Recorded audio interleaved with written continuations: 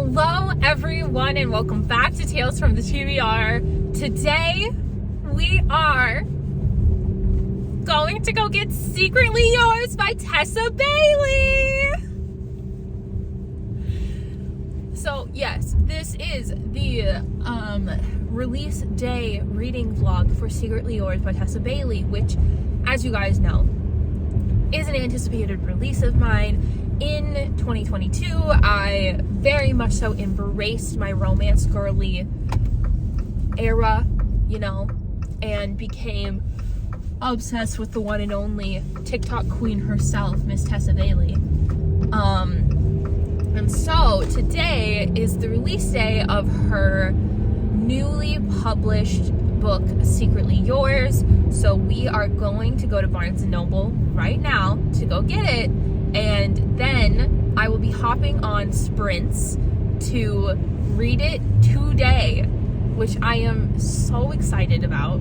I hope you guys are excited as well. And let's go get the book.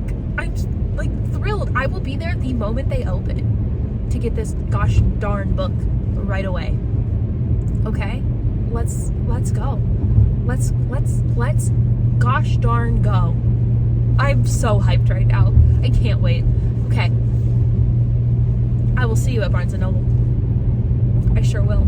Oh my god. I can't wait. I can't wait. I can't wait.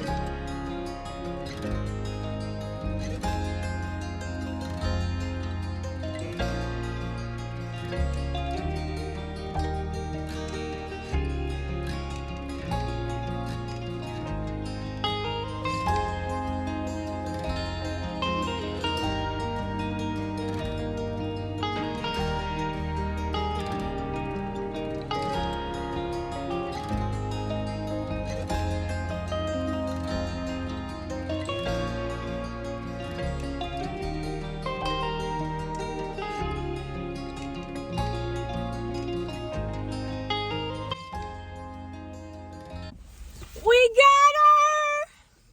Oh my god, I'm so excited. She's so floppy. How long? 346 pages! Alright.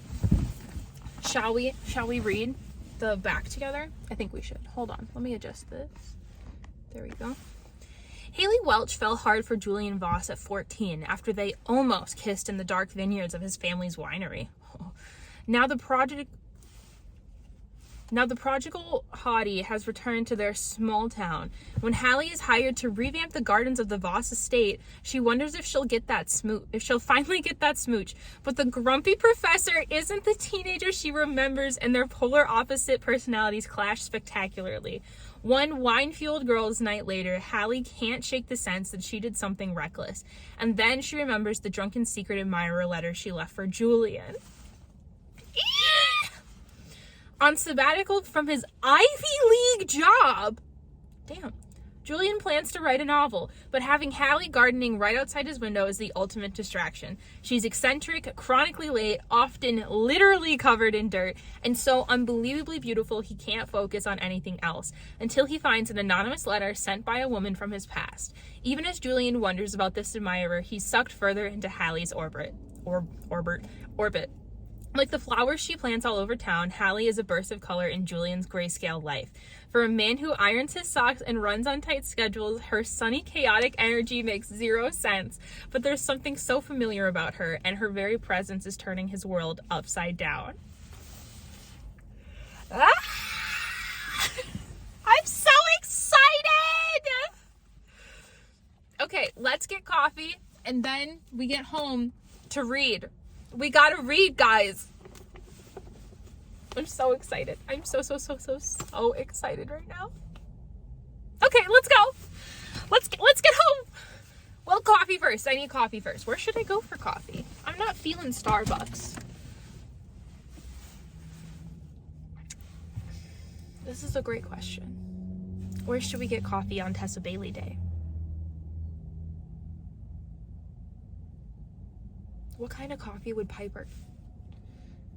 What kind of coffee would her sister, that I can't remember the name of, get? Better yet.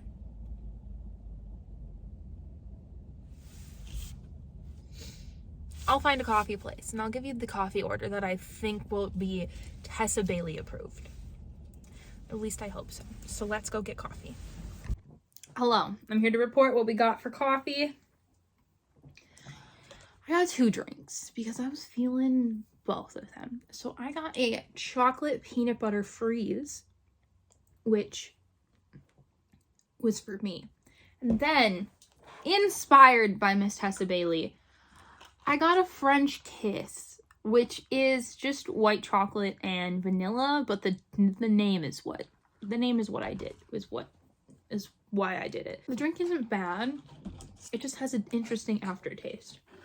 Now, before I can start reading Secretly Yours, I do have to edit this video really quick. That has to go up tomorrow. So I'm going to do that. I do have reading sprints in an hour to start the book. And I am going to be annotating it because after I finish reading it, I'm obviously going to sit down and talk to you guys about it. So I'm going to annotate it because of that. And yeah, I'm just really excited. This is going to be so much fun. Okay, I'll go edit. I will see you guys once I have an update on the book, because this is going to probably take me right up until when I start my sprints. So let's go get it done so we can start this beautiful book. I can't wait. I literally can't wait.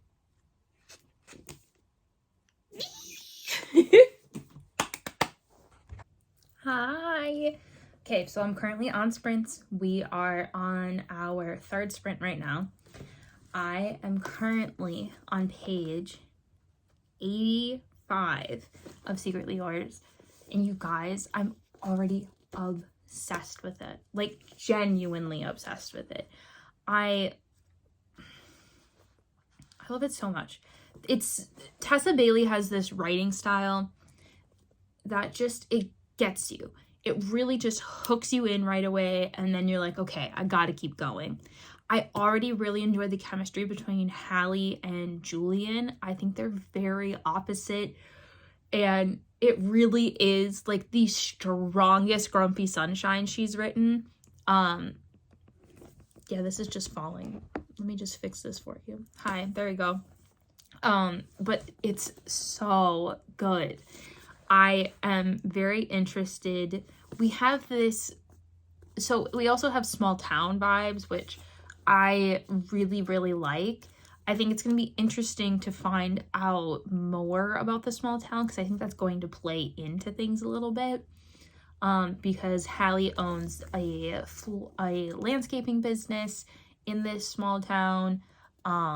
And Julian's family owns a very famous vineyard in the town.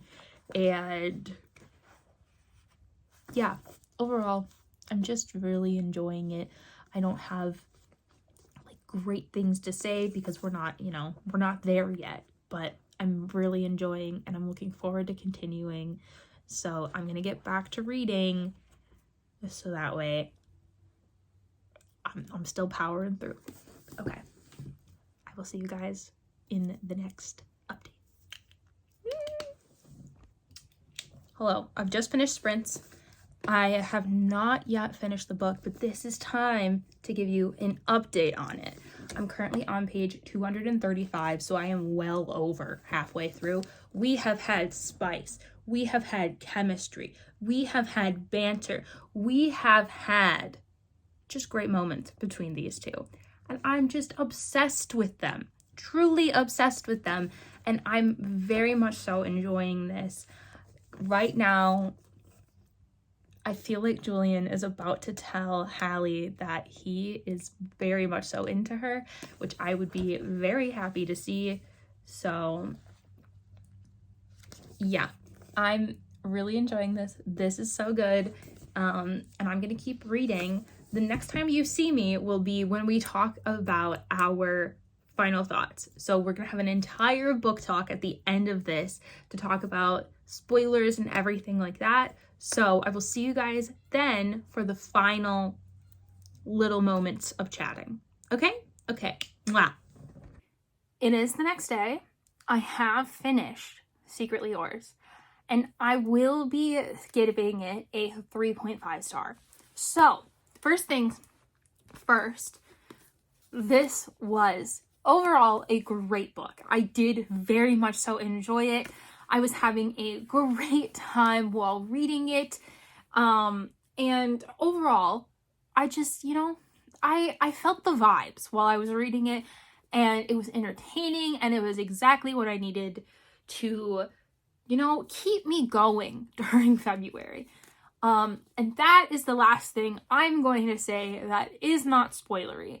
So if you guys haven't read Secretly Yours, and I'm gonna say in general, a couple of Tessa Bailey's other work, like It Happened One Summer, Hook, Line, and Sinker, as well as Happenstance, I would suggest not watching the rest of this clip, essentially, because I will be talking about Tessa Bailey's work as well as Secretly Yours. So if you haven't read those books, I would suggest not continuing. And come back once you have read them, because I am going to be talking about them as well as Secretly Yours. So that's your spoiler warning. I'm going to give you guys 2 seconds before I start talking. 1, 2. Okay, you've been warned. This is at your own risk. So I'm going to first talk about this in terms of the rest of the Tessa Bailey work that I've read, just because I think that that is an interesting quality with Tessa Bailey. You have other work to compare it to. And I know that sometimes people won't compare it, but I think it's overall important to look at an author's work to determine what the best work is for you. So I have read It Happened One Summer, Hook, Line, and Sinker, Happenstance, and Window Shopping by Tessa Bailey. In comparison, 2 of those are traditionally published, like Secretly Yours, and 2 of those are self-published. So as where I think this would fall in my ranking, I would say it's better to me than Hook, Line, and Sinker, but not better than It Happened One Summer and Happenstance. So it's right in the middle.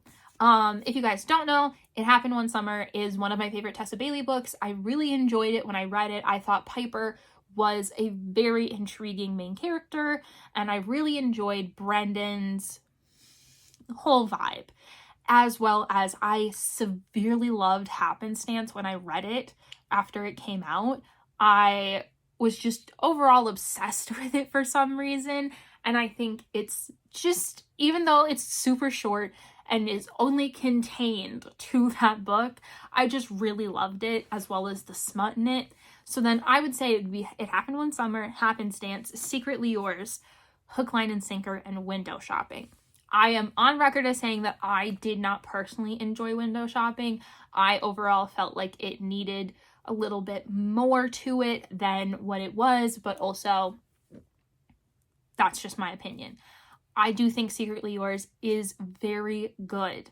I overall enjoyed the story. I enjoyed the plot. I also really enjoyed the chemistry between the characters, Hallie and Julian. I thought it was an interesting dynamic that they had. And also, I thought that their resolution, well, not even resolution, their conflict was just very interesting compared to other Tessa Bailey books that we've had. So I'm going to set it down because I want to just be able to talk. So in It Happened One Summer, we have this conflict where, you know, Brendan misunderstands the fact that Piper is trying to go back to LA, and that ends up, you know, being their conflict. And then in Happenstance, the guys find out about this piece that she's written, and before she can even hear what they have to say, some things happen. In this, though, it didn't feel like the conflict was really even a conflict, because we have this background of Julian wanting Hallie to be behind these secret admirer letters in the first place, because he already has feelings for her, and he can hear Hallie's voice being the person, like, saying all of the words that she says in the secret admirer letters, which is great because Hallie is the secret admirer. And when this is revealed, he literally tells her, I wanted it to be you. And because he's already in this state of having a panic attack and freaking out, he is not in a place to communicate properly, which we've already understood from Julian throughout this book. He has pent up anxiety that when something like this happens, he essentially has a panic attack and then is like numb, which is very common in the anxiety disorder world. But because of this anxiety, he can't properly communicate to Hallie that he doesn't care that she's the secret admirer and that he wanted it to be her anyways. And that because she is the secret admirer, it makes him love her more.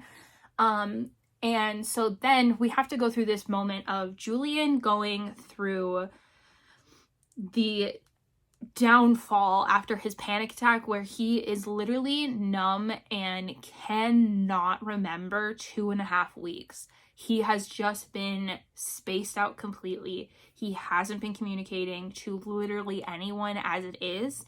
And so when he comes out of this numbness and he realizes it's been 2.5 weeks, he immediately blames himself, and his sister Natalie ends up telling him, well, no, Hallie's been blaming herself for this the whole time. Like, she feels awful about it. And instead of having this big blow up about it, they end up having this beautiful rekindling of their relationship, essentially, by Hallie's best friend kidnapping her, taking her over to the vineyard, and having Julian have this big planting party where anything can go wherever it wants, and he confesses that he loves her and that he is so sorry about disappearing and that he doesn't care about the letter at all. It just makes him love her more. And I thought that that conflict was really important because these two characters are automatically in this dynamic where they feel comfortable talking to each other. So when we were getting to the point of the conflict, I was hoping that this wouldn't be the typical third act miscommunication, because these two characters are so good at communicating with each other, about opening up and being honest and expressing themselves and their inner workings to each other, that when we were getting towards it, I was like, oh, please tell me that we're not going to have the typical third act miscommunication, because I felt like that wouldn't necessarily track for our characters. So when we got to it, and it ended up being the fact that Julian literally has an anxiety attack, which causes him to mentally shut down and just be numb to the whole world. And then it's like solved by him doing this big gesture right away and immediately apologizing and saying, I'm so sorry, I love you, I didn't even realize that it had been like this. I only ever have this reaction when someone that I love is in harm's way, or I've perceived that they're in harm's way. And it just felt very natural and perfect for them in general. Now, onto the parts of this book that I absolutely adored. I loved the fact that we had dual POV. The fact that we got to experience both of their emotions at the same time really helps me understand where they both are. Hallie, of course, at the beginning of this book is like, oh my god, I've had a crush on this guy for like 15 years. I wonder if he's still whatever. And then we have their first meeting through Julian's perspective, which I really loved, because it was like, well, obviously Hallie is going to be super into him right away, but like Julian is the one that we're like, is he going to remember her? Is he going to immediately be attracted to her? And having their first meeting be through his perspective and him immediately being like, holy crap, this is the most beautiful woman I've ever seen, is like perfect to me. I also really enjoyed the smut in this book. I can't say it's my favorite smut of Tessa Bailey, because I think I like the happenstance smut just a tiny bit better, but I like this, I guess it's dirty talk better than compared to Brendan's dirty talk, which is just him constantly saying baby, which is too much for me. But Julian, there is something about the way that man talks to Hallie that is just like scream-worthy. I think I underlined almost every single time he's talking to her during the smut scenes, because it's like shooking, like genuinely I was shooketh to my core every single time he opened his mouth, because it's like he is this reserved guy, but when he's with Hallie, all of his control is like out the window and he just says whatever he wants, and it was just top tier. I really enjoyed it. Julian is for sure making the fictional men of 2023 list, hands down. It was just too good. And I also really liked the growth on both characters' parts. When we first start this, it's very clear that Hallie and Julian are completely separate. They have so many different qualities that are just in direct opposition of each other, and it's like, how could this even work?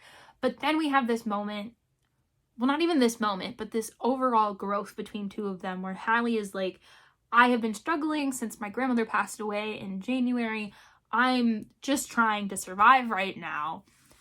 And as she spends time with Julian and his meticulous scheduling is happening, she's like, well, I could be more organized, but I could also have this organized version of my own chaos, which we end up having this growth in her of understanding who she is within herself without her grandmother there, and also having this moment of, I can still be myself, but we can just bring this level of organization and chaos to it. And I loved that. And then on Julian's end, it was him coming to terms with the fact that he has been just meticulously overdoing the whole scheduling thing for himself the entire time, and it's just ruining his life essentially. And so Hallie is essentially builds this growth in him that is like, I can let things go. I can have things do whatever they need to do and it'll be okay no matter what. I have survived these big traumatic things. I can survive my day-to-day anxiety. And then at the end of the book, he's like, I am going to go get help, because he does realize that what he has been doing is not healthy and he needs professional help to continue being a person that is deserving of being in this relationship with Hallie. And I thought that was genuinely beautiful. As for things I didn't like in this, there's not much, obviously. The reason it's a 3.5 is just because it was overall entertaining, but it wasn't like super emotional or super, yeah, just super engaging emotionally for me, which that is normally when I get to the 4 or 5 star levels, is when I have this strong emotional response to things. This was just overall an entertaining book, and I felt like it was just, you know, just entertaining. It didn't have very much emotional weight in it, essentially. Things that I didn't like, I thought that the Secret Admirer thing was interesting, but I also kind of thought it went on for too long. I realized it was supposed to be like the big thing and the big conflict or whatever, but it kind of felt like, oh, I wrote the Secret Admirer letter and that's what we're making the plot be. I guess I have to stick to it. Because I felt like it could have had either more or it could have ended quickly. So that's really the big thing that I didn't like.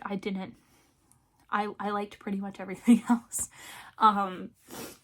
So yeah, that is your official review of Secretly Yours. We're giving it 3.5. It is in the middle of my Tessa Bailey rankings. I will be looking forward to the sequel, which is coming out in June, which will be following Julian's sister. And I'm excited for that because I believe, yeah, you get 2 chapters of it in here, but I didn't read those because I wanted to wait, because I'm crazy. I wanted to wait. But it says, how does it down on her luck Napa heiress end up married to an infuriating former Navy SEAL turned clueless winemaker? So I think that's going to be fun. Also, the cover of it seems fun, so I will be looking forward to the sequel of this. I think that this is just overall an entertaining book, and I would recommend this to you guys if you just want an entertaining, fast-paced, easy-to-get-through rom-com. So, with all that said, that is the Secretly Yours release day reading vlog. I hope you guys liked it. Please let me know in the comments down below if you want more of this content. I have a couple of other books that I'm thinking about doing release day vlogs for because they are anticipated releases of mine, specifically the Love Wager by Lynn Painter, which will be coming out in March, and obviously, Unfortunately Yours, which is the sequel to this. But I'm also interested in hearing how you guys like it before I do commit to any, you know, release day vlogs. So, if you guys like this video, make sure to give a thumbs up. Let me know in the comments down below already what I asked you. And if you guys like this content, make sure to subscribe. I post a weekly vlog every single Wednesday and the occasional Sunday video. And I will see you guys in the next one. Bye!